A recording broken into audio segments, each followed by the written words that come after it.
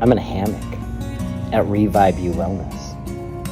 Just got done with a salt float because I was very angry for no reason.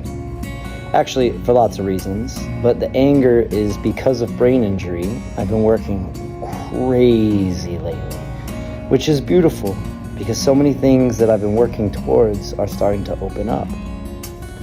But I needed to reset. So I went to the gym to get the anger out, and I did. And then I came here to do a salt float so I could meditate, I could relax, and I could process. Intention changes everything. I am no longer angry. I am peaceful. I have gratitude.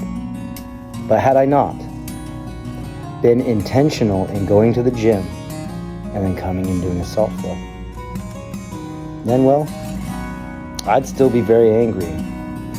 And the rest of my night would be garbage. Not to mention, I might spread some negative energy to other people. So be well, my friends. Like, be well. I love you.